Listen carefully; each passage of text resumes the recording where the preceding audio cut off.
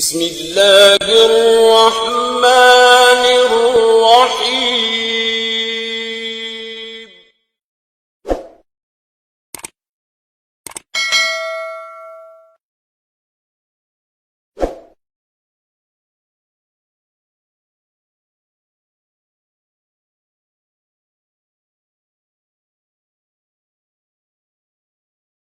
الحمد للہ رب العالمین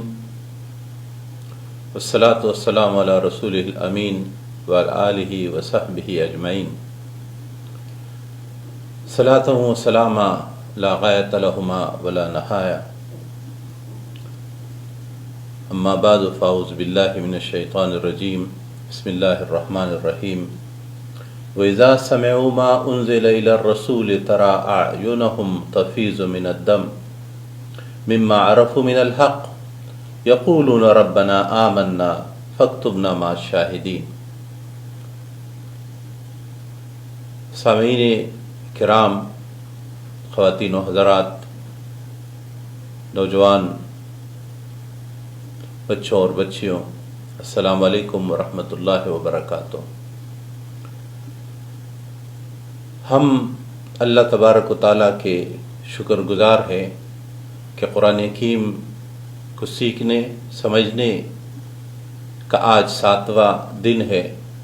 7واں پارہ ہے، جس میں ہم قرآن حکیم سے رہنمائی حاصل کریں گے، اس دعا کے ساتھ کہ اللہ تبارک و تعالی قرآن حکیم کو ہمارے دلوں کے سکون، راحت، ہماری انفرادی اور اجتماعی زندگیوں کے تسکین، استحکام کا سبب بنائے.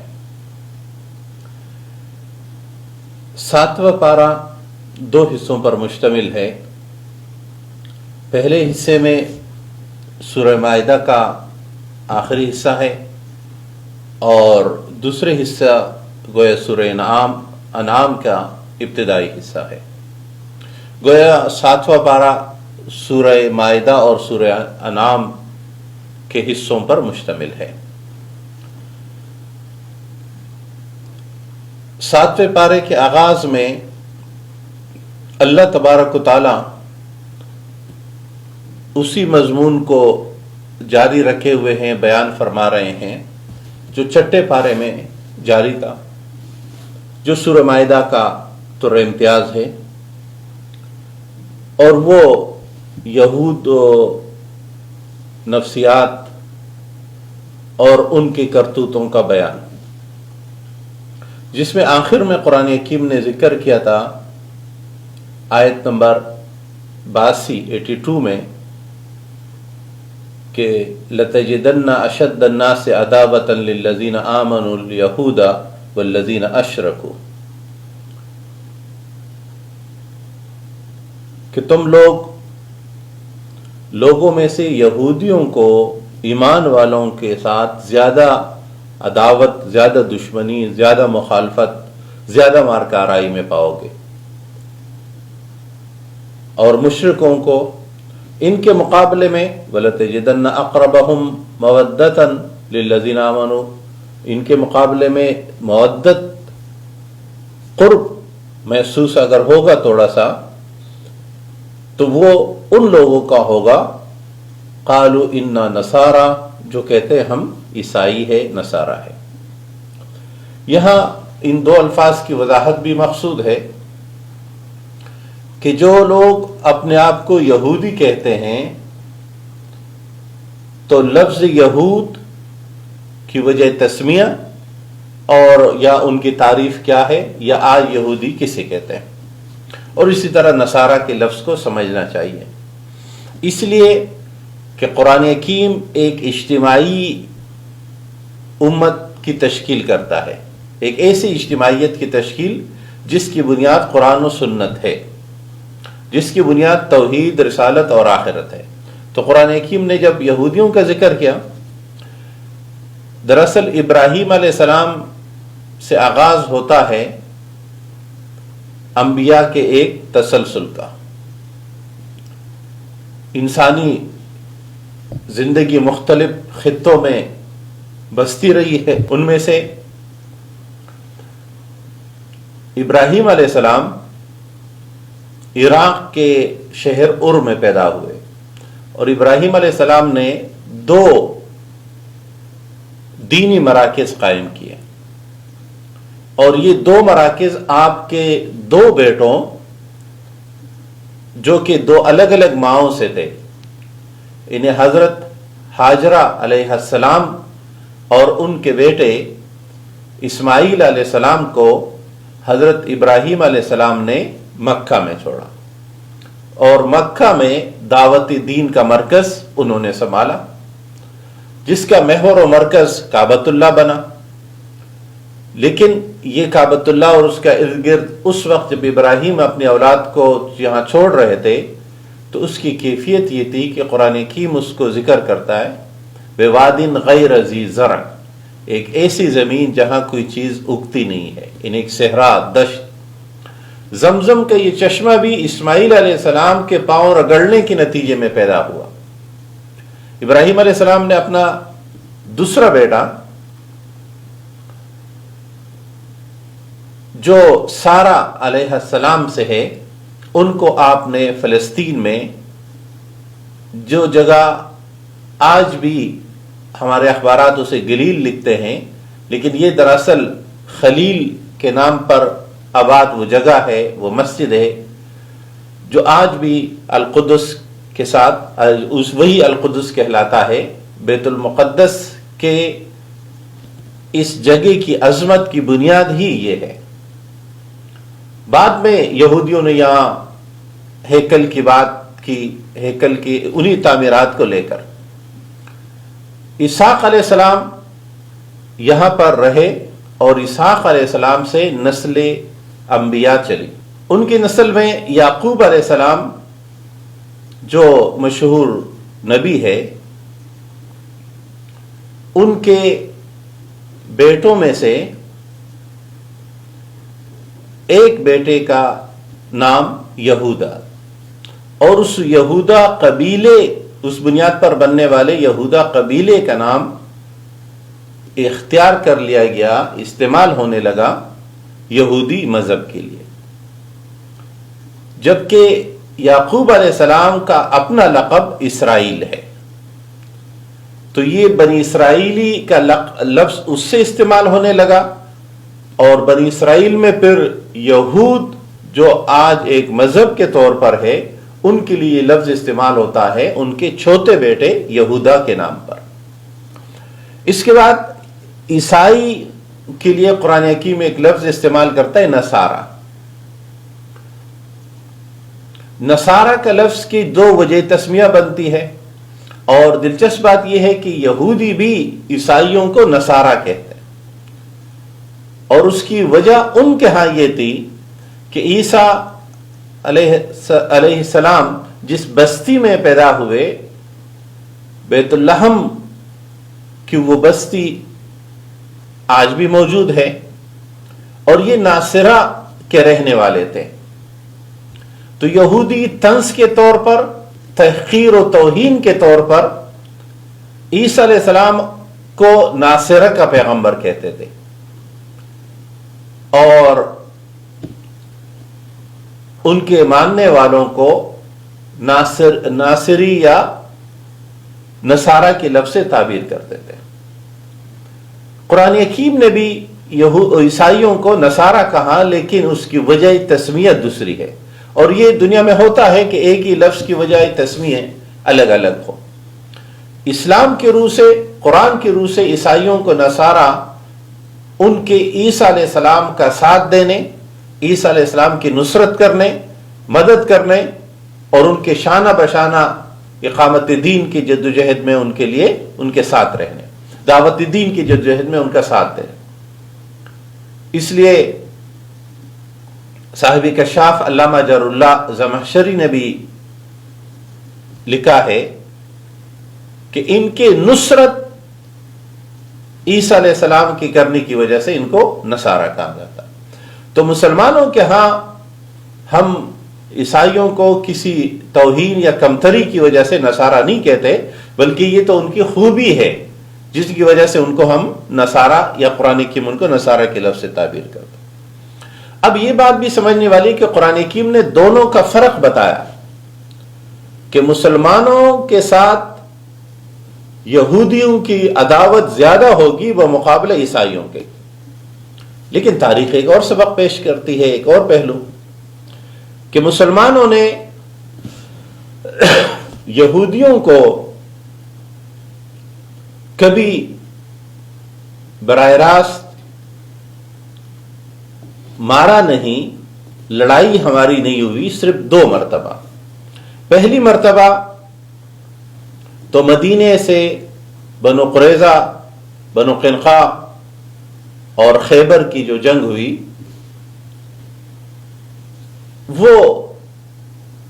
وہ موقع ہے جس میں مسلمانوں نے یہودیوں کو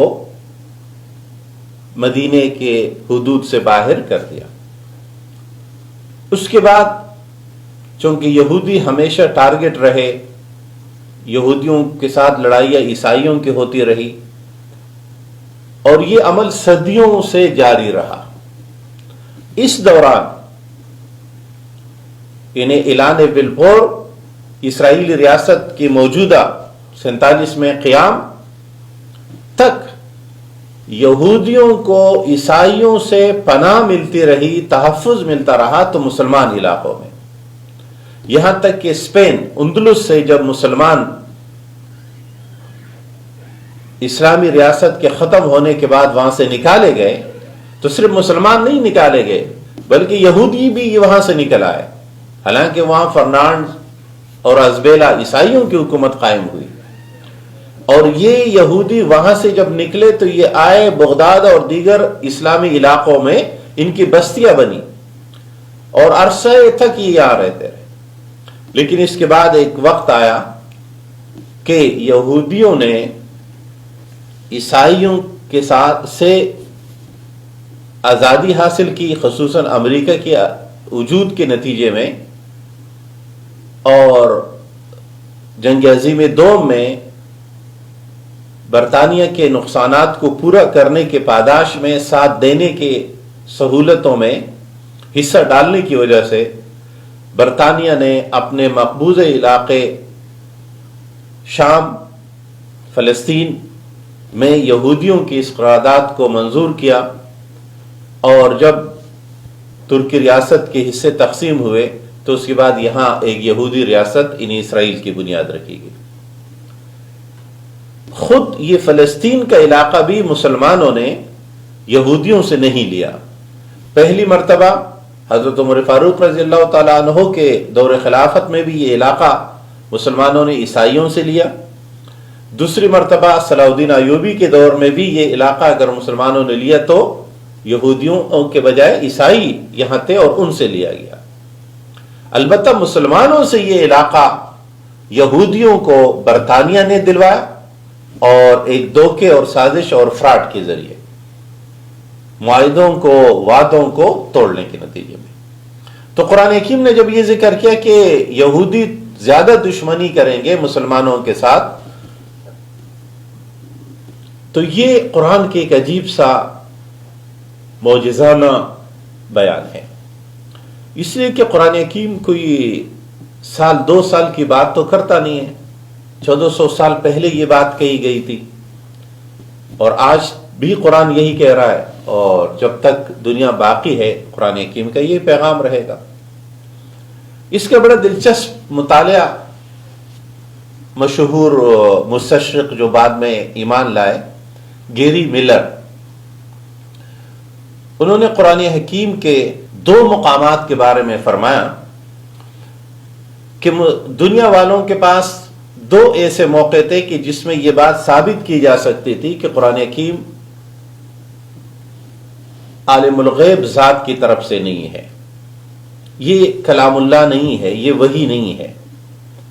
اور یہ اس وقت ممکن تھا پہلی مرتبہ کہ قرآن حکیم نے جب فرمایا کہ تبت یدا ابی لہب وتب، کہ ابو لہب تباہ ہو جائے، تو قرآن حکیم کی یہ بات اولین وحیوں میں سے ہیں، اور ابو لہب کی موت کا واقعہ ہوا ہے غزوہ بدر کے بعد، جب بدر کی خبر مدینہ پہنچی، ابو لہب کو شکست کی خبر ملی تو غم کے مارے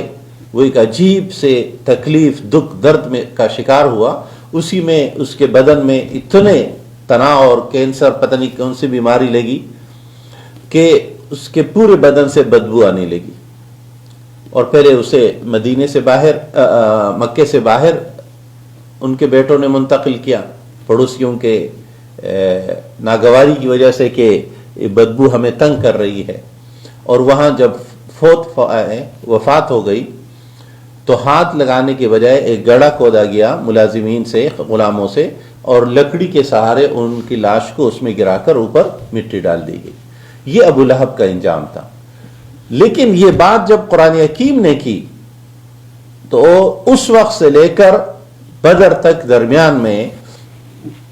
کم از کم 10 سال کا فاصلہ ہے. اور اس دوران گیری ملر کہتے ہیں اس دوران یہ ممکن تھا کہ ابو لہب ایمان لے آتا، ابو لہب مسلمان ہو جاتا، تو یہ ثابت ہو جاتا کہ قرآن جس شخص کے لیے کہہ رہے کہ ہلاک ہو گیا، دونوں ہاتھ ٹوٹ گئے، تو وہ بات تو ٹھیک نہیں ہوئی، وہ تو ایمان کے دامن میں آ گیا. تو گیری ملر کہتے ہیں کہ یہ امکان تو نہیں رہا، یہ موقع چلا گیا. اب دوسرا موقع یہ ممکن ہے کہ یہودی اسلام دشمنی چھوڑ دے اور قرآن حکیم کے اس بیان کے مطابق کہ لَتَجِدَنَّ أَشَدَّ النَّاسِ عَدَاوَةً لِلَّذِينَ آمَنُوا الْيَهُودَ، کہ مسلمانوں سے زیادہ عداوت سب انسانوں میں کرنے والے یہود ہوں گے، تو اس سے باز آ جائے. گویا گیری ملر کہتے ہیں کہ یہ چیلنج آج بھی موجود ہے کہ اگر یہودی یہ ثابت کرنا چاہتے ہیں کہ قرآن اللہ کی کتاب نہیں ہے، محمد صلی اللہ علیہ وسلم کی اپنی محنت کا نتیجہ ہے، تو وہ مسلمانوں سے دوستی کر لے، اسلام دشمنی چھوڑ دے. لیکن قرآن حکیم جس ذات اقدس کی طرف سے نازل ہوا ہے، جس اللہ تبارک و تعالیٰ نے اسے بھیجا ہے، وہ اللہ عالم الغیب، ہمیشہ ہمیشہ ماضی کے اور حال اور کے ساتھ ساتھ مستقبل کے سب چیزوں پہ علم محیط رکھتا ہے. جو علم خاص خداوندی ہے، وہ جانتے ہیں کہ اس کائنات میں کروڑوں سال بعد اور کروڑوں سال پہلے کیا وقوع پذیر ہوتا رہا اور ہوتا رہے گا. لہذا ان کے علم کے مطابق جو بات ہوتی ہے وہ درست تھی، درست ہے اور درست رہے گی. قرآن حکیم پھر آیت نمبر 83 میں عیسائیوں کی خوبی بیان کرتا ہے کہ ان میں کچھ اچھے لوگ ہیں، بہت اچھے لوگ. اور یہ کون لوگ ہیں؟ وَإِذَا سَمِعُوا مَا أُنزِلَ إِلَى الرَّسُولِ، یہ وہ لوگ ہیں جو ایمان لا چکے ہیں اور جب رسول کی بات سنتے ہیں تو ان کی آنکھوں سے آنسو بہہ پڑتے ہیں، اس لیے کہ انہوں نے حق پہچانا. یہ وہ صحابہ رضوان اللہ علیہ اجمعین ہے جنہوں نے رسول اکرم صلی اللہ علیہ وسلم کے ہاتھوں ایمان قبول کیا، عیسائیت ترکی اور رسول اللہ صلی اللہ علیہ وسلم کے ساتھ عامل ہے. یہ لوگ کہتے ہیں ربنا آمنا فاکتبنا مع الشاہدین، اے اللہ ہم ایمان لائے تو ہمیں گواہوں میں شامل کیجیے. قرآن حکیم سورہ نساء 7ویں پارے میں آیت نمبر 79 میں 89 میں مسلمان معاشرے کی اصلاح، مسلمانوں کے آپس میں تعلقات، مسلمانوں کے آپس میں اعتماد، مسلمان اجتماعیت کو مستحکم کرنے کے لیے، مسلمان معاشرے کو اخلاقی اقدار کے لحاظ سے بہتر کرنے کے لیے ایک حکم ارشاد فرماتے ہیں. اور وہ حکم یہ ہے کہ جب تم ایک دوسرے سے بولتے ہو تو اپنی باتوں کا مستقل جائزہ لیتے رہنا. اگر تم ایک دوسرے کے ساتھ قسم کھا لو تو اس قسم کو پورا کرنا لازمی ہے. اور حکم دیا کہ لا یؤاخذکم اللہ باللغو فی ایمانکم ولکن یؤاخذکم بما عقدتم الایمان فکفارته اطعام 10 مساکین من اوسط ما تطعمون اہلیکم او کسوتهم او تحریر رقبۃ فمن لم یجد فصیام 3 ایام ذلک کفارۃ ایمانکم اذا حلفتم واحفظوا ایمانکم کذالک یبین اللہ لکم آیاتہ لعلکم تشکرون۔ اس آیت کا عنوان تو ہے قسم کا کفارہ، لیکن اصل میں پورا طریقہ بتایا گیا کہ اللہ تبارک و تعالیٰ ان بے معنی قسموں کا تو مواخذہ نہیں کرتا، لیکن جو قسمیں تم وعدہ کر کے اٹھاتے ہو تو وہ تمہیں توڑنے نہیں ہے، اور اگر توڑو گے تو کفارہ دو۔ پہلی بات جو قسموں کے حوالے سے سمجھنے کی ہے وہ یہ ہے کہ اسلام کا تصور ہے قسم اللہ تبارک و تعالی یا صفات الہی کا قسم ہوتا ہے۔ ذات باری تعالی یا صفات باری تعالی کے علاوہ کسی کی قسم کی کوئی شرعی حیثیت نہیں۔ ہمارے معاشرے میں جو مختلف قسمیں مشہور ہے کہ ماں کی قسم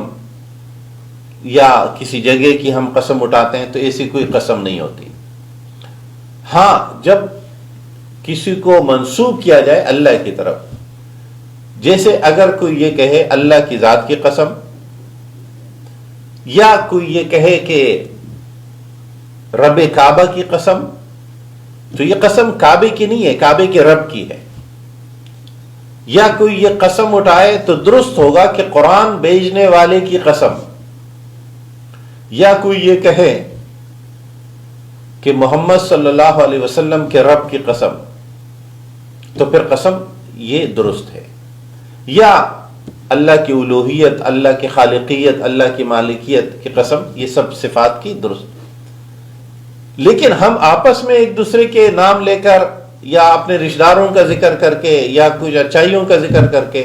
یعنی مخلوق میں سے کسی کی قسم درست ہی نہیں ہے۔ تو جو قسمیں ہمارے ہاں لوگ خصوصاً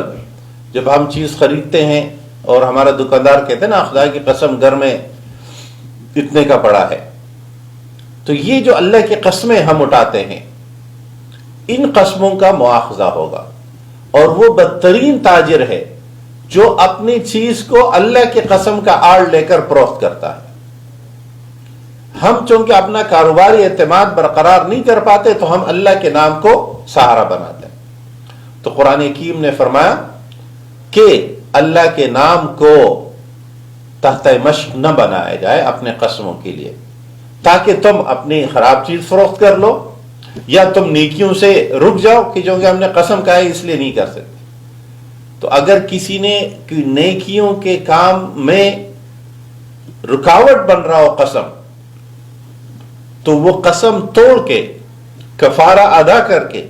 وہ نیکی کا کام کرنا چاہیے۔ اور یہ رسول اللہ صلی اللہ علیہ وسلم کی سیرت مطہرہ کا پیغام اور سبق ہے۔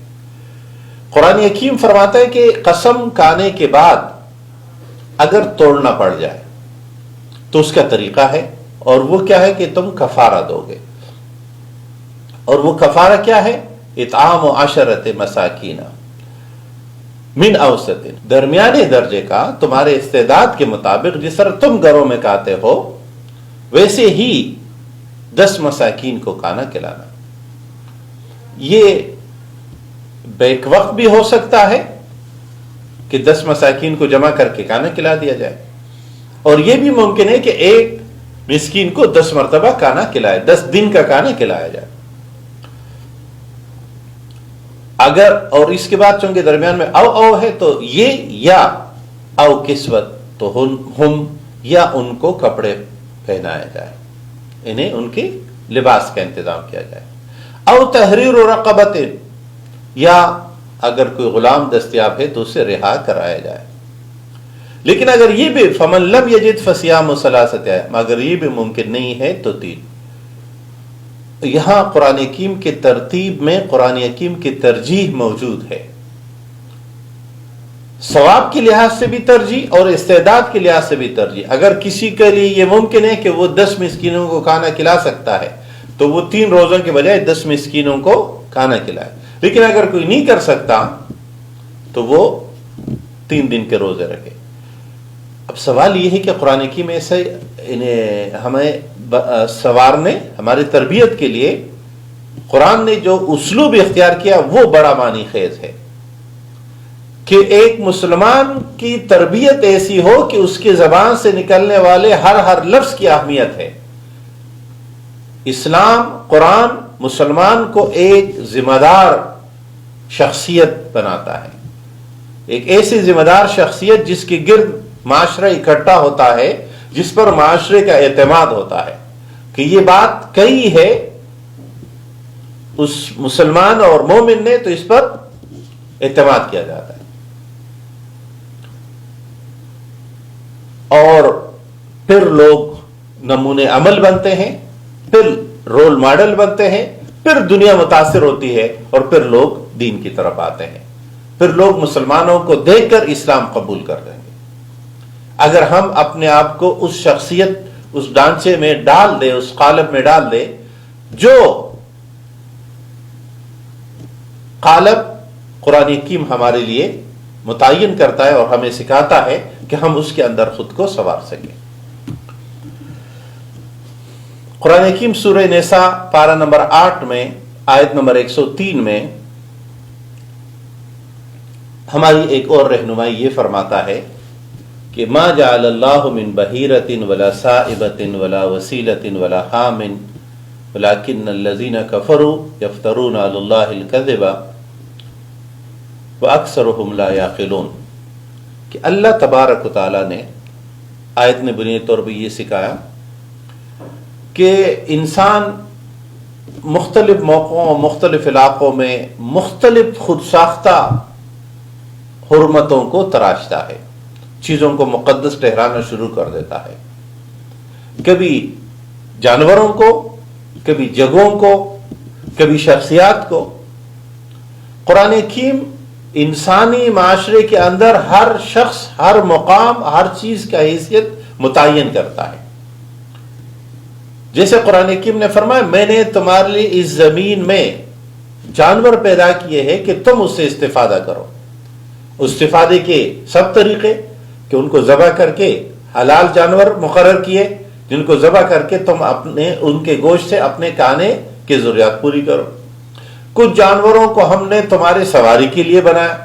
کچھ جانوروں کو ہم نے تمہارے کھیتی باڑی کے لیے بنایا،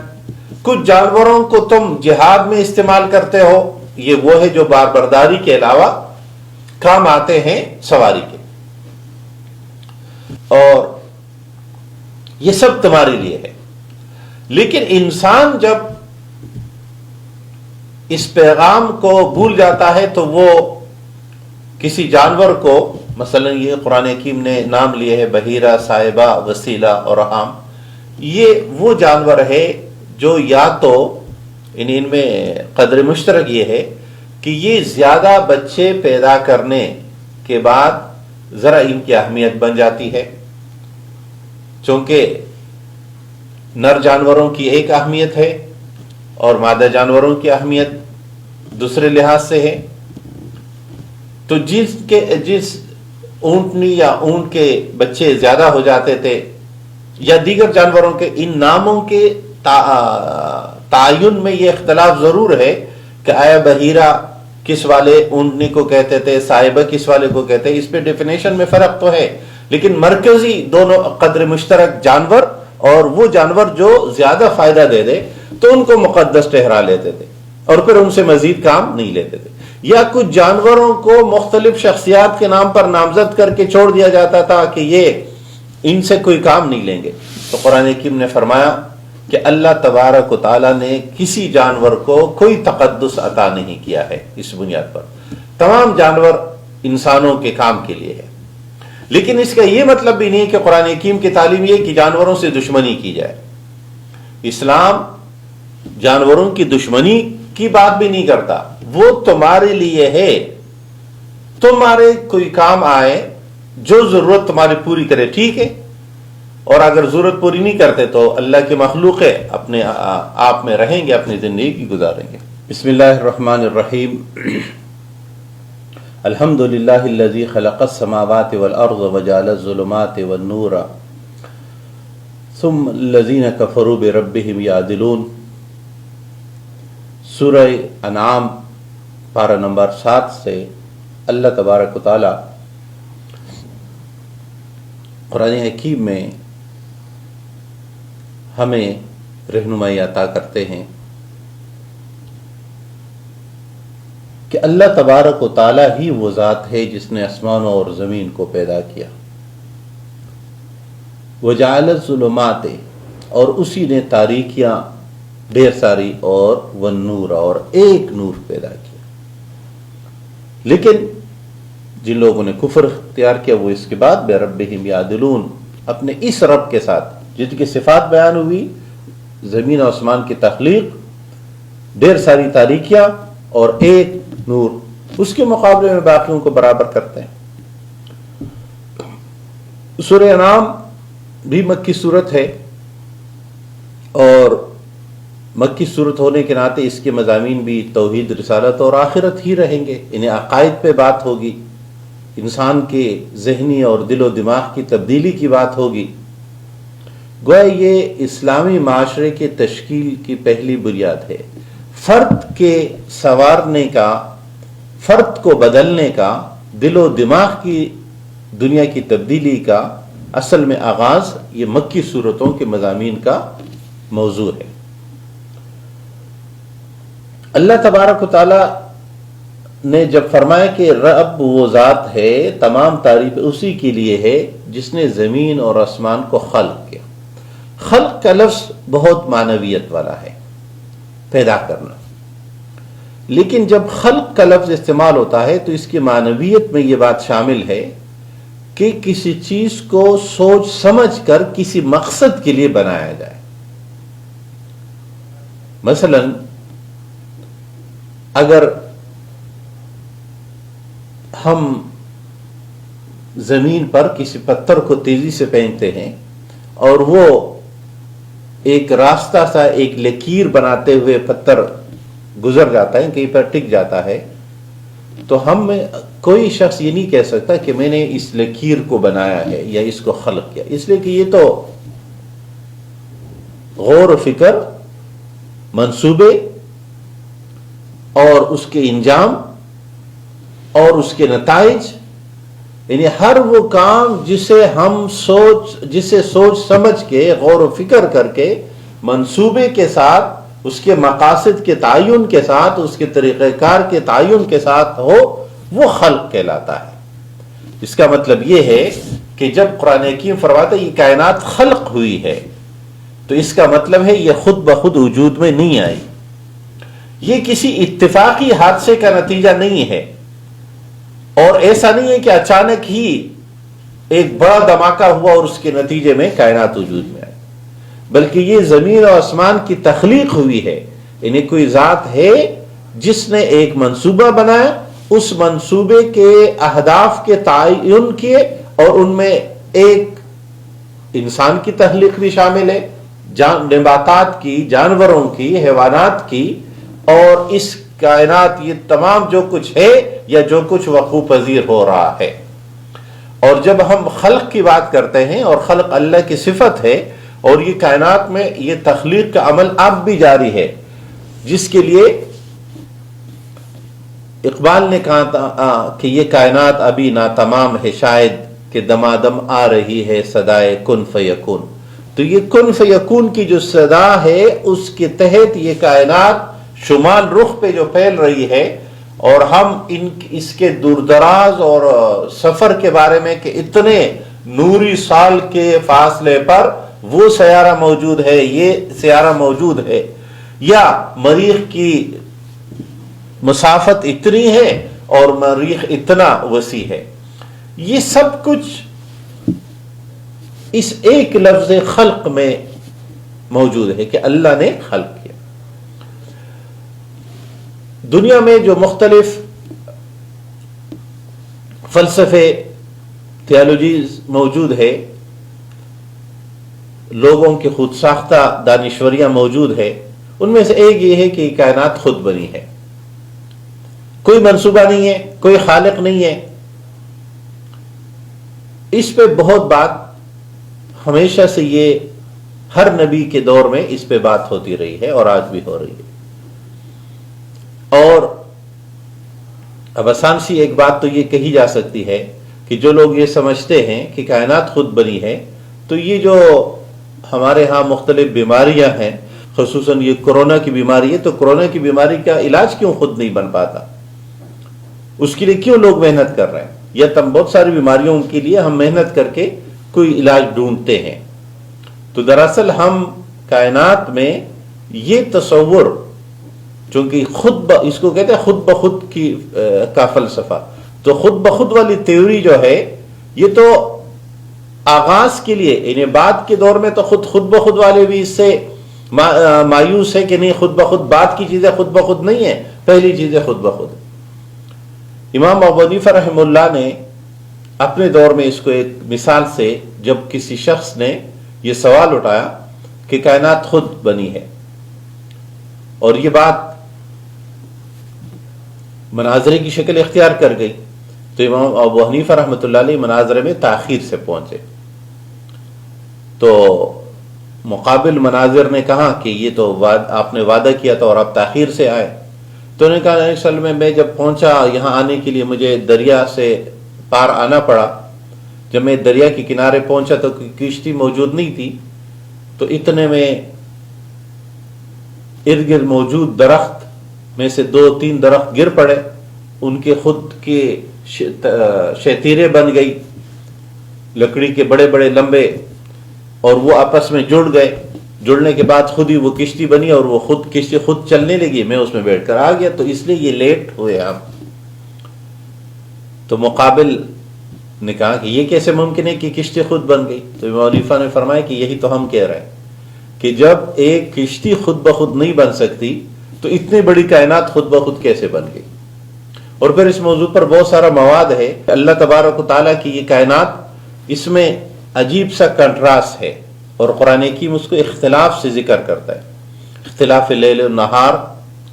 دن اور رات کا اختلاف، رنگوں کا اختلاف، چاہے انسانوں کے رنگ ہو، چاہے جانوروں کے رنگ ہو، چاہے مچھلیوں کے اندر رنگ ہو، چاہے پھولوں کے اندر رنگ ہو، چاہے زمین اور پہاڑوں کے رنگ ہو، اور چاہے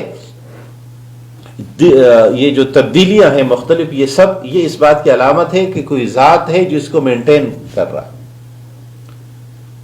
جیسے ہمارے ہاں ہم مختلف جانوروں کو مختلف صفات سے جانتے ہیں، ہمارے ہاں وحشت اور درندگی کی جو علامتیں سمجھی جاتی ہیں ان میں ایک ہے مگرمچھ، بڑا کروکوڈائل۔ لیکن عجیب سی بات یہ ہے کہ وحشی مزاج والا یہی مگرمچھ کو جب خطرہ محسوس ہوتا ہے تو وہ اپنا منہ کھول لیتا ہے، اور اس کے بچے اس کے منہ میں آ جاتا ہے، اس کا بچہ، اور وہ جب تک خطرہ موجود ہوتا ہے وہ اپنے بچے کو منہ میں تھاما ہوا، دونوں میاں مگرمچھلی یا مگرمچھ، اور وہ اپنے بچوں کا تحفظ کرتے ہیں۔ وہ ذات جس نے مگرمچھ کو یہ وحشی مزاج دیا، درندگی کا مزاج دیا، اسی نے اسے یہ سکھایا کہ یہاں اس میں جذبہ ترحم بھی پیدا کیا، یعنی اگر ارد گرد سے مگرمچھ کا مزاج خود بن رہا ہے تو یہ درندگی کا مزاج تو اس کا بن گیا، تو مزاج تو اگر ارد گرد کے ماحول سے بن رہے تو ایک ہی بنے گا۔ اس کے درندوں کے اندر رحم کا جذبہ، گویا یہ دو الگ الگ جذبے، کوئی ذات تو ہے جو مینٹین کر رہا ہے ان دونوں کو۔ اور اس طرح ایک طویل مثالیں بیان ہو سکتی ہے مختلف جانوروں کی، مختلف پرندوں کی، کہ وہ کس طرح ایک دوسرے کے ساتھ اور دوسروں کے ساتھ رویہ اختیار کرتے ہیں، یہاں تک کہ وہ جانور جو سرترین علاقوں میں رہتے ہیں وہ جس طرح ایک دوسرے کا خیال رکھتے ہیں۔ تو یہ سب عنوان ہے الحمدللہ الذی خلق السماوات والارض۔ مکی صورتوں میں چونکہ توحید، رسالت اور آخرت کا مضمون بیان ہوتا ہے، ہم اس موقع پر حالات حاضرہ یا دور حاضر کا جو سب سے بڑا طاغوت ہے، دور حاضر کا جو سب سے بڑا اسلام کے مقابلے میں نظریہ ہے، عقیدہ ہے، ایک دین کی شکل جس نے اختیار کی ہے، وہ کیپٹلزم، انہیں سرمایہ داری ہے۔ تو سرمایہ داری کے تصورات کیا ہے؟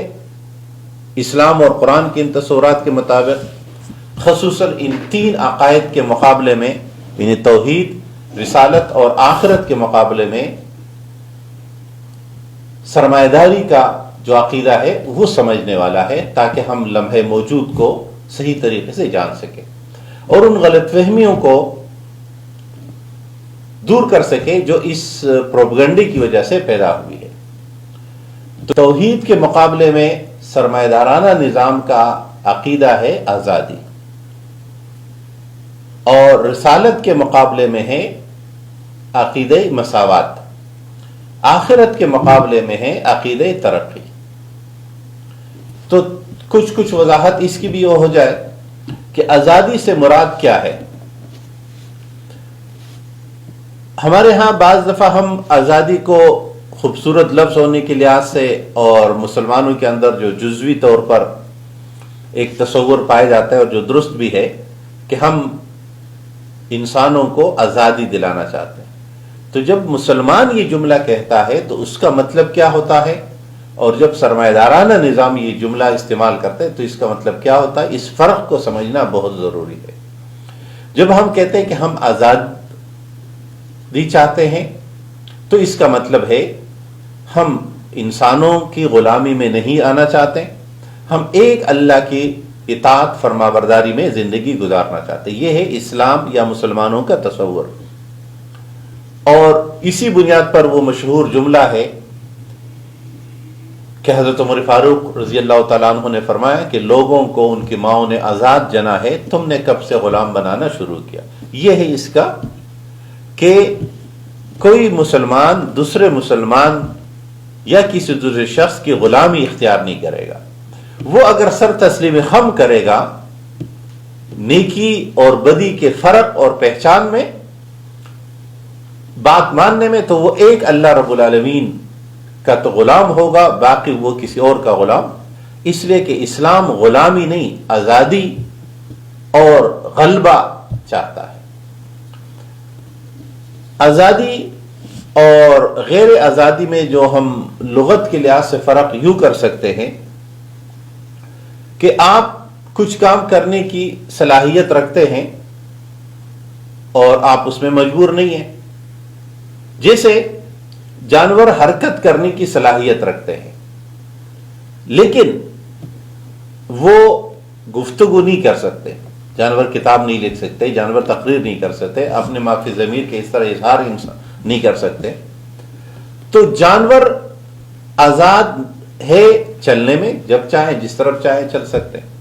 لیکن جانور مجبور ہے کہ وہ گفتگو نہیں کر سکتے۔ یہ ہے آزادی اور غیر آزادی کی آسان سی پہچان۔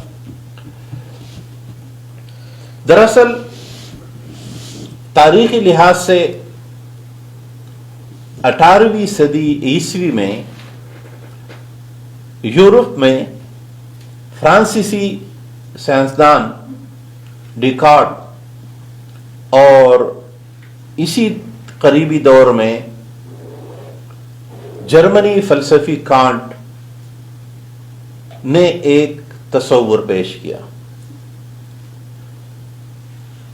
کہ انسان کا در امتیاز، انسان کی پہچان یہ ہے، اور اس جملے کو بہت پھیلایا گیا، آج تک اس جملے کو بیان کیا جاتا ہے کہ چونکہ انسان سوچ سکتا ہے، آئی تھنک، میں سوچ سکتا ہوں اس لیے میں ہوں، میرے وجود کی علامت یہ ہے کہ میں سوچ سکتا ہوں۔ اور سوچ کیسے سکتا ہوں میں؟ کہ حواس خمسہ کے ذریعے دیکھنے، سونگنے، دیکھنے، ہاتھوں کو چھو لینے کی کسی چیز میں، اور سننے کے لیے یہ جو 5 حواس ہے، ان کے ذریعے سب انسان ایک جیسا معلومات حاصل کرتے ہیں، سب اپنے دماغ میں اس کو ترتیب دیتے ہیں، اور اس کے نتیجے میں یہ میرا وجود بنتا ہے۔ یہ تھا کانٹ اور ڈیکارٹ کا بنیادی فلسفہ کہ بھائی یہ انسانی ذہنی ساختی ہے، تو انسان اپنی ذہنی صلاحیتوں کو استعمال کر کے حقائق کا ادراک کر سکتا ہے، اور وہ حقائق کے ادراک کے لیے کسی وحی، کسی رسول، کسی فرشتے یا کسی خدا کا محتاج نہیں ہے۔ اس سے آزادی کے لفظ کی وہ جو خوبصورت پردوں میں ہمیں کہا جاتا ہے کہ مغربی تہذیب بھی آزادی کی تہذیب ہے اور ہم انسانوں کو آزاد کرنا چاہتے ہیں، تو سوال یہ کہ آزادی کا مطلب کیا ہے؟ تو یہ ہے کانٹ کا بنیادی فلسفہ کہ انسان حقائق کے ادراک میں اللہ یا وحی کا محتاج نہیں ہے، بلکہ اس کے حواس ہی اس کے لیے کافی ہے۔ اور پھر ایک قدم آگے بڑھ کر اس کا یہ نتیجہ نکلا کہ انسان خود قائم بالذات ہے۔ اس لیے یہ کہنا درست ہے کہ سرمایہ دارانہ نظام یا سرمایہ داری کا کلمہ یہ ہے کہ لا الہ الا الانسان، انسان ہی سب کچھ ہے، انسان ہی خود کے بارے میں سب فیصلہ کرے گا، اور انسان ہی اپنے خیر و شر، اچائی اور برائی، اس کے علاوہ کی جتنے مذہبی تصورات ہیں ان کی کوئی علمی حیثیت نہیں۔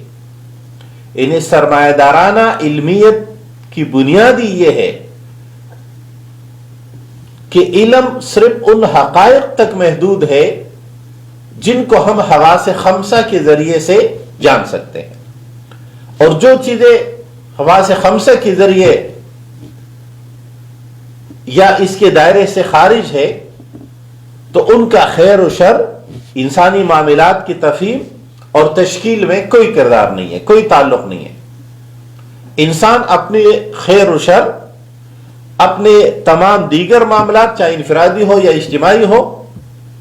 چاہے اپنی ضروریات کی تکمیل ہو، اپنے لیے قوانین سازی ہو، وہ صرف حواس خمسہ کے ذریعے حاصل کر کے کیا جائے۔ یہ ہے آزادی کا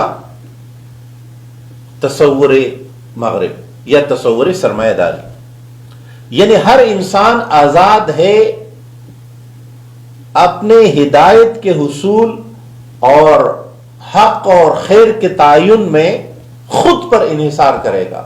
کسی اور وحی یا کسی اور ذات سے وہ کوئی تعلق یا کوئی رہنمائی نہیں ہو سکتی۔ یعنی انسان کے علاوہ کوئی ایسا ہے ہی نہیں جو ڈکٹیٹ کرے، جو رہنمائی کرے، جو وحی دے، جو پیغمبر بھیجے، جو کتاب بھیجے۔ یہ ہے بنیادی وضاحت، اور اسی کا نتیجہ پھر یہ نکلا کہ ہر فرد اپنی اس فطری آزادی کا ادراک کر سکے اور اپنے عقل کے فیصلوں کی اطاعت کرے۔ سرمایہ دارانہ نظام یہ چاہتا ہے، خود کے فیصلے، خود کا ادراک اور اس کی اطاعت۔ پھر اس میں ایک اور فلسفی شامل ہوتا ہے جسے ہم ڈیوڈ ہوم کے نام سے یاد کرتے ہیں۔ کانٹ نے اپنے اس ہمسفر فلسفی ڈیوڈ ہوم کے اس نقطہ نظر کو تسلیم کیا، مانا اور ساتھ ملایا کہ ہاں، ایک تو حواس خمسہ والی بات پر اتفاق، اور دوسری یہ کہ انسان کی سب سے بڑی خواہش جو ہے وہ اپنے خواہشات کی تسکین ہے۔ یعنی انسانی عقل اپنے خواہشات کی تسکین کا جواز پیش کرتی ہے، عقل ہمیشہ یہ کرتی ہے، یہ ڈیوڈ کا خیال ہے۔ اور یہ عقلیت، انہیں سرمایہ دارانہ عقلیت یہ ہے کہ انسانی عقل انسانی خواہشات کی تسکین چاہتا ہے، اس کی تکمیل چاہتا ہے، اور تمام خواہشات نفسانی کی لامحدود تسکین کا جواز فراہم کرنے والا عقل ہے۔ لہذا سرمایہ دارانہ عقیدہ یہ ہے کہ انسان کا حق ہے کہ وہ جو چاہے وہ حاصل کرے، اور جو چاہنا چاہے وہ چاہنے کا حق رکھتا ہے۔ کوئی عمل بذات خود حلال یا حرام نہیں ہے، اچھا یا برا نہیں ہے، ہر وہ عمل جائز ہے جو انسان پسند کرتا ہے، بشرطے کہ اس عمل کے نتیجے میں وہ کسی دوسرے کو کسی چیز سے محروم نہ کرے. اسی کو عام آسان اصطلاح میں جس فارمولے کو کہا جاتا ہے the principle of universalizability، یعنی عالمگیریت کا فلسفہ، جس کی بنیاد پر یہ اصول آیا کہ اپنے اس جو عقل خواہشات کی تسکین کے لیے جو چاہتی ہے اس کی راہ میں کوئی رکاوٹ نہیں ہو. یہ بنیادی طور پر وہ تصور آزادی ہے جو سرمایہ دارانہ نظام کا ہے، اور اس کے مقابلے میں اسلام کا تصور وحدانیت الوہیت ہے، توحید ہے، کہ بنیادی عقیدہ یہ ہے کہ ایک ذات ہے جس نے اس پورے کائنات کو وجود بخشا. اسی کائنات کا ایک حصہ انسان ہے، لیکن انسان اس پوری کائنات میں سب سے اعلیٰ اور عرفہ ہے، اور اس کائنات، یہ پوری کائنات اس انسان کے لیے بنائی گئی ہے تاکہ انسان یہاں اپنی زندگی کا جو حصہ گزارے اس میں وہ آنے والی زندگی، اس پہ اب ہم بات کریں گے. اسلام کا تیسرا اہم عقیدہ ہے آخرت، جبکہ سرمایہ دارانہ نظام عقیدہ آخرت کے مقابلے میں ترقی کا عقیدہ دیتا ہے کہ کوئی آخرت نہیں، یہی دنیا ہے، اس میں یہ انسان اپنے حواس کے ذریعے عقل، اور عقل چونکہ خواہشات کی تسکین چاہتا ہے تو انسان اس دنیا میں سب سے زیادہ جتنے اپنے خواہشات کی تسکین کا سامان بہم پہنچا سکتا ہے وہ کامیاب ہے، وہی کامیابی ہے. اور اسی ترقی کے لیے سب کو سب کچھ داؤ پہ لگا دینا چاہیے. اس لیے گزشتہ کم از کم 300 سال تک انسان اسی ترقی کے دوڑ میں رہا، وہ اور پھر اس کا کاروباری تقاضا ہوا کہ ہم نے ان چیزوں کو ضروریات بنایا. آج ہم کتنے ہی چیزوں کو بھول گئے کہ آیا یہ انسانی ضروریات تھی بھی یا نہیں، یا ہمیں اشتہارات کے ذریعے ہماری ضروریات بنا دیا گیا اور اب ہمیں اس کی ضرورت نہیں ہے. تو کیپٹلزم کا پہلا عقیدہ جو اسلام کے عقیدے توحید کے الرغم مخالفت یا مقابلے میں ہے، وہ عقیدہ آزادی کا ہے. دوسرا مساوات کا ہے، اور مساوات کا مطلب ہے کہ ہر کیپٹلزم کا تصور مساوات، ایکولیٹی، ہر انسان یکساں طور پر اپنے مطلق العنان ربوبیت کا دعویٰ کرنے میں حق بجانب ہے. انہیں کوئی ایک خدا نہیں ہے دوسرا جس نے اس کائنات کو بخشا، بلکہ ہر انسان خواص خمسہ اپنے عقل کی بنیاد پر ہر شخص خود مطلق العنان رب ہے، اور وہ جو چاہے، جو چاہنا چاہے وہ چاہے اور اس کے حصول کے لیے وہ کاوش کرے. اور پھر یہ اس انسان کو اپنے اس حق مطلق العنان ربوبیت کے لیے کوشاں رہنا، یہ ترقی ہے، اور اس میں یہ مساوی ہے ہر انسان دوسرے انسان کو. اس لیے ہم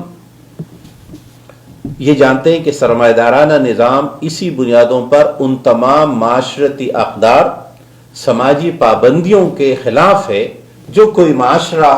اپنے لوگوں پر عائد کرتا ہے. یعنی انسانوں کے درمیان باپ بیٹے کا فرق، بیٹی اور ماں کا فرق، یا سب انسانوں کے مقابلے میں ایک نبی کا ہونا، تو سرمایہ داری کا خیال ہے کہ یہ مساوات کے اصول کے خلاف ہے. لہذا کوئی شخص دوسرے کے مقابلے میں علم کا کوئی خاص ذریعہ، یعنی وحی کا ذریعہ نہیں رکھتا. اس لیے ہم دیکھتے ہیں کہ بیٹے یا بیٹیاں بڑی ہو جاتی ہے، نوجوانی کی عمر ہوتی ہے، تو جب والدین ان کے فائدے میں ان کی کوئی رہنمائی کرتے ہیں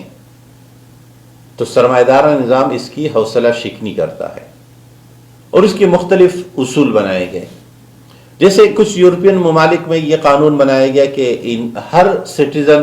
وہ اسٹیٹ کی پراپرٹی ہے، ہر شہری ریاست کی ملکیت ہے. لہذا جب ایک مسلمان خاندان میں باپ بیٹی کے درمیان یا باپ بیٹے کے درمیان کسی بات پر اختلاف پیدا ہوتا ہے تو پولیس بچے کو لے جا کر جس خاندان کو دینا چاہے کہ بھائی یہ چونکہ اولاد پہ جبر کر رہا تھا، لہذا وہ بچہ وہ جوان وہاں پرورش پاتا ہے، وہاں زندگی گزارتا ہے، اس لیے کہ وہ ماں باپ کے ساتھ اس کا تعلق مساوات پر. اور اس لیے ان ممالک میں جن میں بلوغت کی عمر متعین ہے اور اس کے بعد وہ بیٹی باپ کے گھر میں بھی رہ رہی ہے تو اسے کرایہ دینا چاہیے. یہ عملی نتائج ہے سرمایہ دارانہ تصور مساوات کے بمقابلے رسالت کے. رسالت کا مطلب ہے کہ اللہ نے انسانوں میں سے انسانوں کی رہنمائی کے لیے ایک انسان کو منتخب کیا، اس سے پیغام دیا، اسے کتاب منتقل کی اور وہ کتاب اس نے انسانوں کو منتقل کی. سرمایہ دارانہ نظام اپنے اس تصور مساوات کو عملی طور پر روبہ عمل لانے کے لیے حقوق کا لفظ استعمال کرتا ہے کہ انسان کے دو حقوق ہیں، ایک کو ہیومن رائٹس اور دوسرے کو سوشل رائٹ کہتے ہیں. اور اس ہیومن رائٹ کا مطلب ہے یا ہیومن رائٹ کے لیے جو سب سے پہلی چیز ضروری ہے وہ ہے رائٹ آف لائف،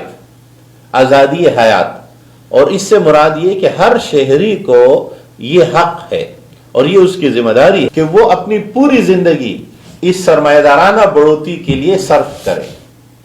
اگر وہ اس کے لیے نہیں کرتا، یعنی وہ اگر اس کو تسلیم نہیں کرتا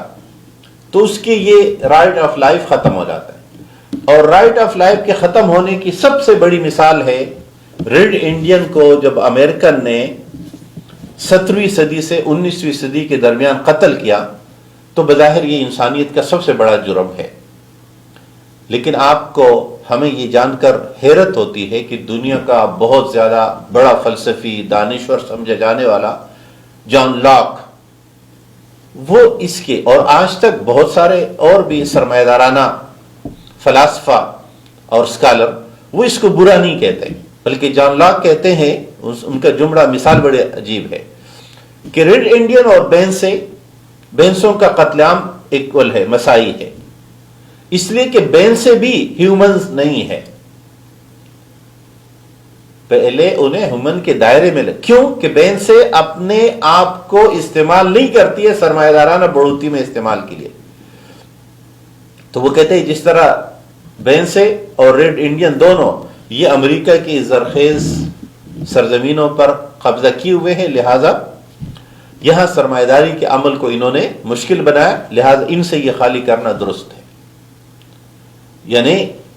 بات 10 100 1000 لاکھ کے قتل کی ہوتی تو سمجھ آتی کہ چلو غلطی ہو گئی، لیکن جہاں بات 10 ملین انسانوں کے قتل عام کی ہے اور دانشور اسکالر اسے درست تسلیم کرے کیونکہ ریڈ انڈین ہیومن نہیں ہے بمقابلہ ان امریکن کے جو یہاں آ کر رہنے لگے. اس طرح ایک اور حق جو اس کی طرح کہا جاتا ہے وہ ہے آزادی اظہار رائے. اظہار رائے کی آزادی کا حق سرمایہ دارانہ تصورات میں انسانوں کو اپنے مقاصد کے لیے استعمال کرنے کے خوبصورت ترین الفاظ میں سے ایک لفظ جو استعمال کیا ہے کہ ہم تو انسانوں کو آزادی اظہار رائے کا حق دیتے ہیں اور یہ حق ہے. اور اس حق کو جوڑا جاتا ہے کہ جی اگر کوئی شخص کسی کے مقدس شخصیات کو گالی دیتا ہے، رسول اکرم صلی اللہ علیہ وسلم کے کارٹون بناتا ہے، تو کہا جاتا ہے کہ جی یہ اس کا حق ہے، اس کی رائے کی آزادی ہے. تو اس بات کو دو طرح سے سمجھنا چاہیے. ایک تو اس بنیاد پر کہ دراصل کیپٹلزم جب یہ بات کہتا ہے کہ اظہار آزادی ہے تو اس کا مطلب یہ خود کے لیے نہیں لیتے ہیں کہ کوئی بھی شخص چاہے تو وہ برطانوی ملکہ یا شاہی خاندان یا خود سرمایہ داری کے خلاف ان چیزوں کو زیر بحث لائے جو ان کی بنیادوں کو اشکارا کرتی ہے. یعنی ہمارے ہاں جو بھی شخص کہیں بھی اسلام اور شاعر اسلام کے خلاف کچھ کہہ دیتا ہے تو پورا مغرب اس کی حمایت میں آ جاتا ہے کہ یہ اس کا حق ہے. اور یہ مساوات کے تحت اصول ہے کہ وہ اظہار آزادی رائے ہے، چاہے وہ تسلیم نسرین ہو، چاہے وہ سلمان رشدی ہو، یا اس کے بعد کہ ایک پوری لائن ہے کہ جن لوگوں کی خوبی اس کے سوا اور کوئی نہیں ہے کہ انہوں نے ہمارے مقدس شخصیات کو، انہیں دوسرے کو گالی دینا، اسے آزادی کا حق سمجھا گیا. ہم اس کی ایک مثال دے سکتے ہیں کہ کسی سڑک کنارے چلتے ہوئے تھوکنا، کسی کے باغیچے میں سے کسی پھول کا توڑ لینا، یہ تو جرم ہے. لیکن کسی کے دل کو توڑنا، اور وہ بھی جب 1 ارب سے زیادہ انسانوں کے مقدس شخصیات ہے، اور جب ہم مقدس شخصیات کے تقدس کی بات کرتے ہیں تو یہ ہم صرف اسلام کے لیے نہیں، اسلام یہ کبھی نہیں چاہتا کہ لوگ عیسیٰ علیہ السلام کے لیے نعوذ باللہ کوئی نامناسب الفاظ استعمال کرے، یا دیگر مریم علیہ السلام کے لیے یا دوسروں کے لیے. تو آزادی اظہار کا مطلب اسلام کے ہاں یہ ہے کہ ہر شخص کو جینے کا حق ہے، اور جینا، جان کا تحفظ، یہ اسلام کی بنیادی مقاصد میں سے ہیں. اور مساوات کے سرمایہ دارانہ نظام کے نتیجے میں ایک مسلمان خاتون یورپ میں اس بنیاد پر تو سکارپ اور نقاب نہیں لے سکتی، اسے اس کا حق نہیں ہے. اور یہ بات صرف یہاں نہیں بلکہ ماضی قریب میں جب الجزائر میں اسلام پرستوں نے انتخابات میں کامیابی حاصل کی اور امریکی تعاون سے وہاں فوج نے تخت پر، اقتدار پر قبضہ کر لیا، تو ایک بڑا سوال اٹھا کہ امریکہ تو اظہار آزادی کے سرمایہ دارانہ نظام کا سب سے بڑا نقیب ہے، تو یہ تو لوگوں نے رائے اور ووٹ دیے ہوئے تھے، ان کے نتیجے میں ان کے اظہار رائے کی اس حق کی حمایت ہم کیوں نہیں کر رہے، یعنی جمہوریت کی ہم حمایت کیوں نہیں کر رہے. تو خود سرمایہ دارانہ دانشوروں نے اس کا جواب یہ دیا کہ ان لوگوں نے جمہوریت کو ہائی جیک کر لیا تھا. جمہوریت صرف اظہار رائے کی آزادی میں کافی نہیں ہے بلکہ اس کے ساتھ ساتھ سیکولر ہونا ضروری ہے. لہذا چونکہ یہ جو جماعت اسلامی تحریک وہاں اقتدار میں آئی ہے، یہ چونکہ ان معیاروں پر جو لبرلزم کے ہے، سیکولرزم کے پورا نہیں اترتے، لہذا ان کے مقابلے میں ہم ایک ڈکٹیٹر کا ساتھ دیں گے.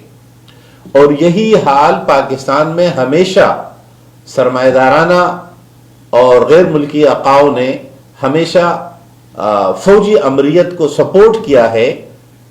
عوامی رائے کے مقابلے میں، جب جب انہوں نے ایسے مقاصد حاصل کرنے چاہے جو جمہوری دور میں ان کو حاصل نہیں ہو پا رہے تھے. تو مساوات کے یہ اصول کا بنیادی فارمولہ ان کے ہاں یہ ہے کہ جب ان کے فائدے میں ہوگی کوئی بات تو پھر تو یہ اصول ٹھیک ہے، اور جب ان کے تصورات کے خلاف ہوگی تو پھر یہ اصول اس طرح لاگو نہیں ہوتا. تو ہمارے ہاں جو اس کے حوالے سے غلط فہمی پائی جاتی ہے اس پہ میں نے تھوڑی سی بات کی. تیسرا حق جو ہے وہ حقی ملکیت ہے. ہیومن رائٹ میں سے تیسرا حق رائٹ آف پراپرٹی،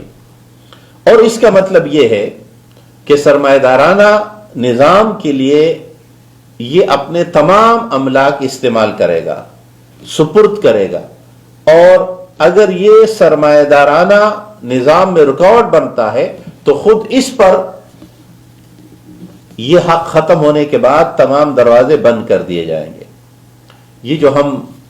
آج دنیا میں دیکھتے ہیں کہ مختلف ممالک پر پابندیاں لگتی ہے یا مختلف لوگوں کو یکساں حقوق اور انصاف میسر نہیں آتا، اس کی وجہ بھی یہی ہے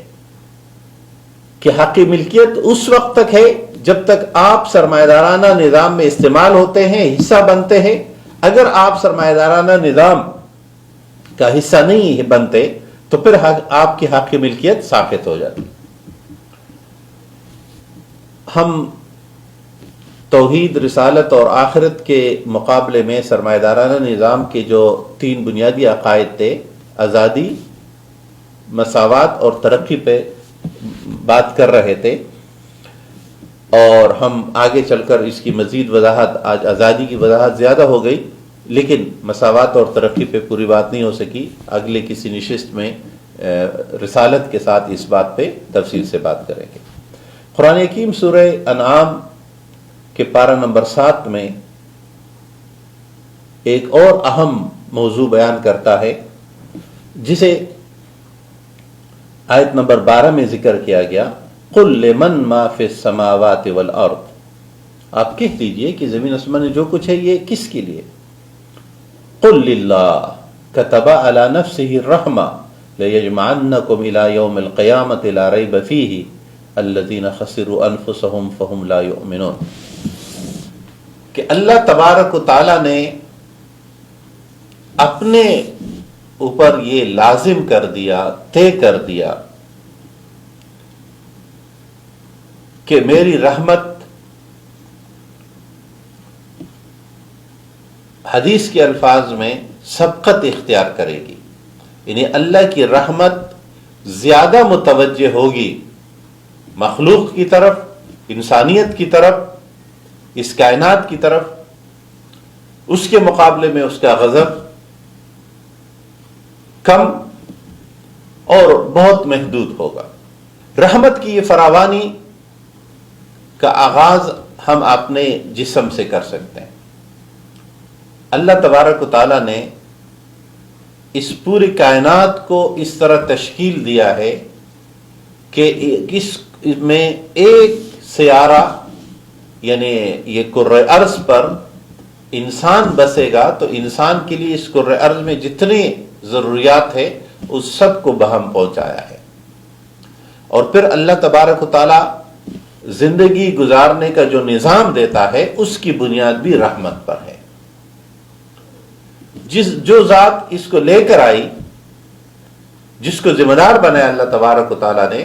ان کے لیے جو لفظ، جو لقب سب سے زیادہ استعمال ہوا وہ ہے رحمت للعالمین، وما ارسلناک الا رحمتا للعالمین، ہم نے آپ کو عالمین کے لیے رحمت بنا کر بھیجا۔ یعنی اللہ تبارک و تعالی نے جب کتب علی نفسہ الرحمہ لکھا تو اس رحمت کے انسانوں تک پہنچنے کا ذریعہ کیا ہوگا؟ اس کا سب سے بڑا اور اہم ذریعہ وہ اللہ کی وحی، اللہ کی رہنمائی کا انسانوں تک پہنچنا ہے، اور اس کے لیے ہمارے لیے جس شخصیت کو ذریعہ بنایا گیا وہ محمد مصطفیٰ صلی اللہ علیہ وسلم۔ اس کے بعد کی باقی نعمتوں میں سے کچھ کا ذکر کر لیتے ہیں کہ اللہ کی رحمت ہم تک کیسے پہنچتی ہے، اور اس اصول کو مد نظر رکھتے ہوئے کہ جب بھی رحمت اور نعمت کا حق ادا نہ کیا جائے، اس میں ڈنڈی ماری جائے، فراڈ کیا جائے، تو ہم زحمت بنا دیتے ہیں خود کے لیے۔ اللہ نے پانی کی نعمت ہمیں عطا کی، اور اس کرۂ ارض پر 77% پانی رکھا، لیکن پانی کا یہ ذخیرہ نہ ہم بناتے ہیں، انسان پانی نہیں بناتا فارمولہ جاننے کے باوجود بھی، نہ ہم اسے لاتے لے جاتے ہیں، بلکہ اللہ تبارک و تعالی نے مونسون کا نظام بنایا کہ سمندروں سے، کارے سمندروں سے صرف وہ آبی بخارات اٹھتے ہیں جو میٹھے پانی کے ہوتے ہیں، اور وہ جا کر سرد علاقوں میں، اونچے علاقوں میں برستے ہیں۔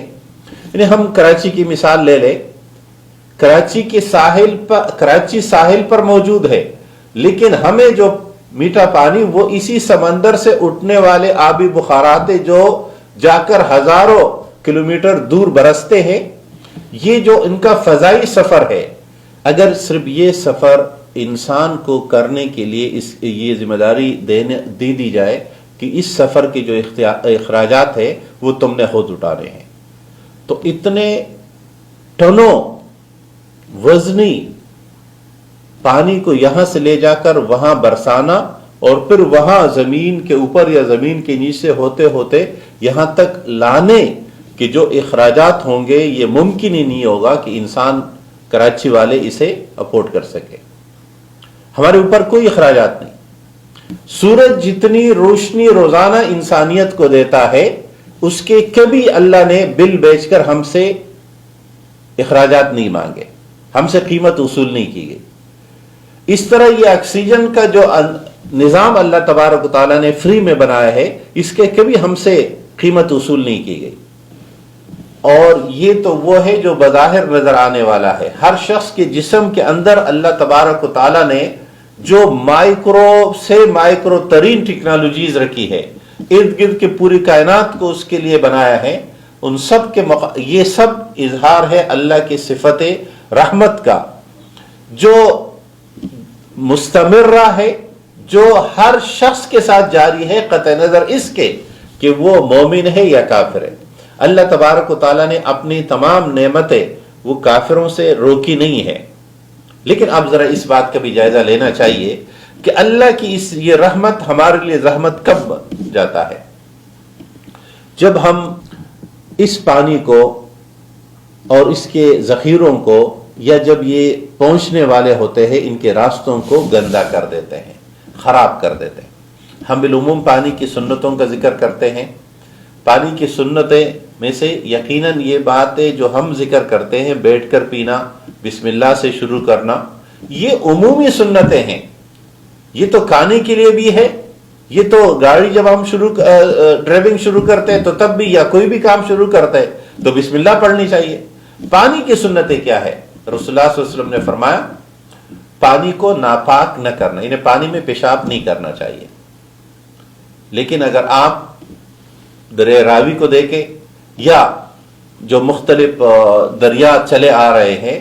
ہر گاؤں والے اپنے گاؤں میں مرنے والے تمام جانوروں کو دریا میں ڈالتے ہیں. اپنے سیوریج کی لائنیں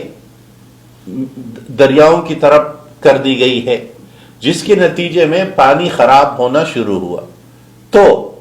ہمیں اللہ نے رحمت کے نتیجے میں اللہ کی ایک رحمت پانی یا اللہ کی ایک نعمت پانی کو ہم نے اپنے لیے زحمت بنا دیا, اور پھر ہم مزید غلطیوں پہ غلطیاں کرتے چلے آ رہے ہیں. تو اللہ تبارک و تعالیٰ نے جب فرمایا کہ اللہ نے اپنے اوپر رحمت لازم کر دیا ہے تو انسانوں کو اس کا فائدہ بہم پہنچنا اللہ تبارک و تعالیٰ نے اس کے لیے مختلف ذرائع بنائے. ایک مرتبہ آخر میں پھر یہ یاد رکھے کہ اللہ کے سب سے بڑی رحمت کا مظہر وہ اللہ کا آخری پیغام, اللہ کی کتاب, جس کا ذریعہ محمد مصطفیٰ صلی اللہ علیہ وسلم کو بنایا گیا. اس لیے آپ کا لقب رحمت للعالمین ہے. سورہ انعام جو مکی سورت ہے اور 7ویں پارے میں ایک اور اہم بات جو ارشاد فرمائی قرآن حکیم نے وہ یہ ہے کہ انسانوں پر آسانیاں اور تکالیف آتی رہتی ہے اور آتی رہے گی. بس دیکھنا یہ ہے کہ انفرادی اور اجتماعی آسانیوں میں اور تکالیف میں درست رویہ انسان اپناتا ہے یا نہیں. نبی اس دنیا میں تشریف لاتا ہی اس لیے ہے کہ وہ انسانوں کے مزاج اور رویوں کی اصلاح کر دے, انہیں ان کو بغاوت اور نافرمانی سے روک دے اور صحیح اور درست راہ پہ رکھے. تو قرآن حکیم نے آیت نمبر 42 میں فرمایا وَلَقَدْ أَرْسَلْنَا إِلَىٰ أُمَمٍ مِّن قَبْلِكَ فَأَخَذْنَاهُمْ بِالْبَأْسَاءِ وَالضَّرَّاءِ لَعَلَّهُمْ يَتَضَرَّعُونَ. ہم سختیاں لاتے ہیں, آپ سے پہلے بھی ہم نے قومیں بھیجی, ان پہ سختی آئی. ان سختیوں کا مقصد کیا تھا کہ وہ عاجزی اختیار کرے, اللہ کی طرف پلٹ آئے. فَلَوْلَا إِذَا جَاءَهُمْ بَأْسُنَا تَضَرَّعُوا وَلَكِنْ قَسَتْ قُلُوبُهُمْ وَزَيَّنَ لَهُمُ الشَّيْطَانُ مَا كَانُوا يَعْمَلُونَ. لیکن ان میں سے اکثریت ایسے لوگ تھے کہ جب عاجزی, گڑگڑانے, رجوع اللہ کرنے, اللہ کی طرف واپس آنے کے بجائے ان کے دل سخت ہو گئے اور شیطان نے ان کے کرتوت ان کے لیے بہت خوبصورت کر کے دکھانے شروع کر دیے. فَلَمَّا نَسُوا مَا ذُكِّرُوا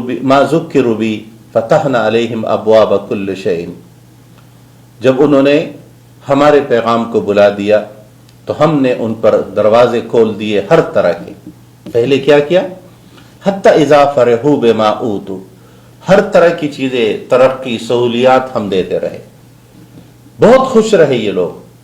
پھر کیا ہوا؟ اخذناہم بغتۃ فاذا ہم مبلسون، پھر ہم نے اچانک ان کو پکڑ لیا، پھر ان کے پاس کوئی چارہ کار نہیں رہا۔ تو گویا آزمائش آنے کا مقصود یہ ہوتا ہے کہ لوگ اللہ کی طرف پلٹ آئے۔ قرآن کی مثال دیتا ہے، قل ارأیتم ان اخذ اللہ سمعکم وابصارکم وختم علی قلوبکم من الہ غیر اللہ۔ ذرا سوچو، دلیل قرآن کی دے رہے، غور و فکر کرو کہ اگر اللہ تمہارے سننے کی صلاحیت، دیکھنے کی صلاحیت اور تمہارے دلوں پر مہر لگا دے اللہ، تو کون ہے جو تمہارے یہ صلاحیتیں تمہیں واپس کر سکے؟ اور قل ارأیتکم ان آتاکم عذاب اللہ بغتۃ او جہرۃ، کہ اللہ کا عذاب اچانک آئے، اعلانیہ آئے، تو اس کا نتیجہ کیا ہوگا؟ هل یہلک الا القوم الظالمون، کہ ظالم قوم ہی اس کے نتیجے میں ہلاک ہوگی۔ تو آسان تکلیفوں میں خصوصاً اس پہلو کو یاد رکھنا۔ قرآن حکیم 7ویں پارے اور سورہ انعام کی آیت نمبر 48 میں ایک اہم بات اور ارشاد فرماتا ہے کہ وَمَا نُرْسِلُ الْمُرْسَلِينَ إِلَّا مُبَشِّرِينَ وَمُنذِرِينَ فَمَنْ آمَنَ وَأَصْلَحَ فَلَا خَوْفٌ عَلَيْهِمْ وَلَا هُمْ يَحْزَنُونَ، کہ ہم نے تمام انبیاء کو بھیجا، مرسلین کو بھیجا خوشخبریاں سنانے کے لیے اور نافرمانیوں کے انجام بد سے ڈرانے کے لیے، کہ نافرمانیاں کرو گے تو انجام کیا ہوگا۔ لہذا نبی کی بنیاد پر رہنمائی کے نتیجے میں من آمنا واصلح فلا خوف، جنہوں نے ایمان اختیار کر لیا، اپنی اصلاح کر لی، تو ان پر کوئی خوف اور غم نہیں ہوگا، لیکن جنہوں نے تکذیب کی ان کے لیے عذاب ہوگا۔ یعنی نبی دراصل بنیاد ہوتا ہے امت کی تشکیل کا، نبی کی ذات کی بنیاد پر اجتماعیت وجود میں آتی ہے، اور یہ علمگیر اجتماعیت ہی ہوتی ہے جو ایک دوسرے کی اصلاح کی ذمہ داری سر انجام دیتی ہے۔ اور دو چیزیں، ایک ایمان، ان ایمان کے فوراً بعد آپس کا اصلاح و اصلاح۔ جو لوگ نبی کے پہ ایمان کی بنیاد پر اکٹھے ہوں گے اور اپنے اور دوسروں کی اصلاح کے لیے کاوش کریں گے تو ان پر کوئی خوف اور غم نہیں ہوگا، اور اسی کے نتیجے میں عالمگیر اسلامی برادری وجود میں آتی ہے جو ایک جسد واحدہ کی طرح ہوتی ہے، جو ایک دوسرے کے دکھ و درد میں شریک ہوتی ہے، ایک شہر کے اندر بھی، ایک ملک کے اندر بھی، اور پوری دنیا کے اندر بھی۔ قرآن حکیم نے اس کے بعد سورہ انعام کی آیت نمبر 59 میں ایک اور پہلو کو واضح کیا ہے، اور وہ یہ ہے کہ وَعِندَهُ مَفَاتِيحُ الْغَيْبِ لَا يَعْلَمُهَا إِلَّا هُوَ وَيَعْلَمُ مَا فِي الْبَرِّ وَالْبَحْرِ وَمَا تَسْقُطُ مِنْ وَرَقَةٍ إِلَّا يَعْلَمُهَا وَلَا حَبَّةٍ فِي ظُلُمَاتِ الْأَرْضِ وَلَا رَطْبٍ وَلَا يَابِسٍ إِلَّا فِي كِتَابٍ مُبِينٍ۔ اللہ تبارک و تعالیٰ کے ساتھ بندے کا تعلق مضبوط اور مستحکم اور دائمی بنتا ہے، اور اس کو دائماً مستحکم رکھنے کے لیے قرآن و سنت رہنمائی فرماتے ہیں کہ بندے کا اللہ کے ساتھ یہ تعلق ٹوٹنے نہ پائے۔ اس کے لیے لازمی ہے کہ ہمارا یہ تصور متعین ہو کہ ہمارا یہ تعلق ہے کس کے ساتھ، وہ ذات، اس کے صفات کیا ہے۔ تو قرآن و سنت ہمیشہ اللہ کے صفات بیان کرتے ہیں، اور ان صفات کا مطلب ہے ہمیں اس احساس کا دلانا کہ جس رب کے ساتھ، ربوبیت کے ساتھ تمہارا تعلق ہے، جس کو تم نے اپنا رب مانا ہے، وہ تمہارے تمام مسائل کو حل کر سکتا ہے۔ اچھا، انسان اس میں کبھی غلطیاں کر جاتا ہے، ماحول سے متاثر ہو کر، شیطانی کاوشوں کا شکار ہو کر، تو قرآن حکیم یہاں جو رہنمائی دے رہا ہے کہ وہ رب، وہ اللہ کون ہے، تو فرمایا وہی ہے جس کے پاس اختیارات ہے، جس کے پاس فل پاور ہے غیب کا۔ غیب کا علم، غیب کی طاقت اور غیب کے اختیارات، یہ اللہ تبارک و تعالی پر ایمان کے مسلمان کا پہلا درجہ ہے۔ قرآن حکیم اس لیے سورہ بقرہ کی شروع ہی میں جب ارشاد فرماتے ہیں کہ متقین کون ہوتے ہیں، تو ان کی پہلی صفت جو بیان ہوتی ہے الذین یؤمنون بالغیب، جو غیب پر یقین رکھنے والے ہیں۔ اب یہ غیب جس کا علم اللہ کو ہے، اللہ کے لیے کوئی چیز غیب نہیں ہے، اور ہمیں اس غیب میں سے جتنا علم اللہ نے، جتنے معلومات اللہ تبارک و تعالیٰ نے انسانیت کو ضرورت دی، وہ نبی کے ذریعے اللہ تبارک و تعالیٰ ارشاد فرماتا ہے، ظاہر فرماتا ہے۔ یہاں کچھ اس کی مثالیں دی ہے، لا الا هو ويعلم ما في البر والبحر، اس کے سوا کوئی نہیں جانتا، وہی اللہ جانتا ہے جو کچھ خشکی اور تری میں ہے۔ یعنی اس کائنات کا سب سے گہرا وسیع علم یہ اللہ تبارک و تعالیٰ کے پاس۔ ہم بعض دفعہ ایک بہت غلط جملہ استعمال کرتے ہیں کہ جی انسان نے فلاں سیارے کو مسخر کر دیا، ہم نے تسخیر کائنات کر لی۔ انسان کائنات کو نہ مسخر کر سکتا ہے، نہ اس کی تسخیر کی اس کے پاس صلاحیت ہے۔ انسان کائنات کو دریافت کرتا ہے، معلوم کرتا ہے، اور اسی کو ہم علم کہتے ہیں۔ کچھ چیزیں پہلے معلوم ہوتی ہے، پھر کچھ اور چیزیں ہمیں معلوم ہوتی ہے۔ تو یہ جو دنیا اور اس کائنات کی مختلف چیزوں کا علم ہے، یہ دریافت ہے۔ اللہ کے مسخر کیے ہوئے کائنات کو ہم صرف معلوم کرتے ہیں، اور معلومات میں اضافہ ہوتا رہتا ہے، وہ مفید بھی ہوتا ہے، لیکن علم، اختیار اور تسخیر یہ اللہ کا۔ وما تسقط من ورقۃ الا يعلمها، ایک پتا بھی اس کے علم کے بغیر نہیں گرتا۔ یہ اس کا پورا ایسا کائناتی نظام۔ ولا حبۃ فی ظلمات الارض، اور نہ کوئی ایک دانہ اس زمین کی تاریکیوں میں جو اگتا ہے، گرتا ہے، کوپل نمودار ہوتی ہے۔ ولا رطب ولا یابس، نہ کوئی خشک اور نہ کوئی تر، الا فی کتاب مبین، مگر اس کی کتاب میں یہ موجود۔ سورہ انعام کے آخری سورہ پارے کے آخری حصے میں جو آخری پیغام ہے وہ ابراہیم علیہ السلام کا واقعہ ہے کہ ابراہیم علیہ السلام نے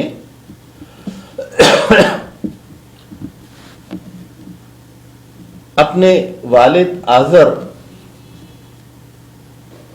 وَإِذْ قَالَ إِبْرَاهِيمُ لِأَبِيهِ آزَرَ أَتَتَّخِذُ أَصْنَامًا آلِهَةً إِنِّي أَرَاكَ وَقَوْمَكَ فِي ضَلَالٍ مُبِينٍ، کہ جب ابراہیم نے اپنے والد آزر سے کہا کہ تم بت بناتے ہو، ان کو معبود بناتے ہو، یہ تو بہت گمراہی والا کام ہے۔ تو ابراہیم علیہ السلام نے یہ بات سمجھانے کے لیے ایک تمثیل قرآن بیان کرتا ہے کہ وَكَذَلِكَ نُرِيَ إِبْرَاهِيمَ مَلَكُوتَ السَّمَاوَاتِ وَالْأَرْضِ، تو ابراہیم علیہ السلام نے اس کے بعد فرمایا فَلَمَّا جَنَّ عَلَيْهِ اللَّيْلُ رَأَى كَوْكَبًا، جب رات چھا گئی تو ایک ستارے کو دیکھا، قال هذا ربی فلما آفلا قال لا احب الآفلین۔ ابراہیم علیہ السلام سب لوگ ستارے کو دیکھ رہے تھے، جب وہ غروب ہونے لگا یا ڈر گیا تو فرمایا میں غروب ہونے والے کو، ختم ہونے والے کو تو پسند نہیں کرتا، یہ ستارہ میرا معبود نہیں ہو سکتا۔ قرآن حکیم جب بھی انبیاء کا ذکر کرتا ہے اور ان میں مخلوقات کا ذکر کرتا ہے، چیزوں کا، مشرق اور مغرب کا، سمتوں کا، تو اس سے مقصود وہی چیزیں ہوتی جن کو انسانوں نے کبھی کبھی معبود بنایا رکھا، چونکہ انسان جو ہے وہ مختلف موقعوں پر ستارہ پرستی کا شکار رہا ہے، تو قرآن نے ابراہیم علیہ السلام کے الفاظ میں ان کی نفی کر دی۔ پھر فرمایا فلما رأى القمر بازغا، جب انہوں نے چاند کو دیکھا سامنے آ کر آتا ہوا تو کہا ھذا ربی فلما افل قال لئن لم يهدني ربی لاکونن من القوم الضالین، کہ یہ چاند بھی غروب ہو گیا، اگر اللہ تبارک و تعالیٰ نے ہدایت نہیں دی مجھے تو میں بھی بے راہ قوموں میں سے، گمراہ قوموں میں سے، وہ نواقف راہ ہے ان کے ساتھ ہو جاؤں گا۔ اب ابراہیم علیہ السلام یہ مثالیں اور یہ سب تمثیل قوم کو سمجھانے کے لیے ارشاد فرما رہے ہیں کہ بھئی سورج بھی چاند بھی غروب ہوتا ہے، لہذا جو لوگ قمر پرستی کا شکار ہے ان کے بھی یہ، جب قمر ہے ہی نہیں تو کون سب کچھ سنبھالتا ہے۔ تیسرے مرحلے میں فرمائے فلما رأى الشمس بازغۃ، جب سورج کو دیکھا جو بہت زیادہ چمک کے ساتھ سامنے آیا، قال ھذا ربی ھذا اکبر، تو کہا یہ شاید رب ہے اس لیے کہ یہ تو سب سے بڑا ہے۔ جب وہ غروب ہوا قال یا قوم انی بریء مما تشرکون، تو فرمایا اے میرے قوم میں اعلان برات کرتا ہوں جو تم شریک ٹھہراتے ہو ان سب سے۔ اور فارمولہ آخری بات یہ بتا دی انی وجہت وجہی للذی فطر السماوات والارض حنیفا وما انا من المشرکین، میں تو اپنا رخ یکسو رکھتا ہوں اس رب کی طرف جس نے اس زمین اور کائنات پوری کو وجود بخشا ہے، اور میرا مشرکوں کے ساتھ کوئی تعلق۔ یہی ابراہیم علیہ السلام کا پیغام، یہی ابراہیم علیہ السلام کا سبق کہ اپنے آپ کو رب العالمین کی طرف یکسو رکھ کر ان کے ہدایات و تعلیمات کے مطابق اپنی زندگی گزاری جائے، یہی ہمارے لیے نمونہ عمل ہے۔ اللہ تبارک و تعالی ہمیں اس نمونہ عمل کے ساتھ زندگی گزارنے کی اور زندگی کی تعمیر کرنے کی توفیق عطا فرمائے۔ وآخر دعوانا الحمدللہ رب العالمین۔